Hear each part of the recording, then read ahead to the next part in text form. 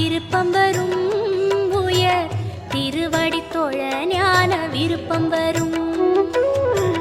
திருப்பதி சென்று வந்தால் திருப்பம் வரும். உயர் திருவடி தொழ ஞான விருப்பம் வரும். திருமலை எழில்வாசன் அருளும் வரும். திருமலை எழில்வாசன் அருளும் வரும்.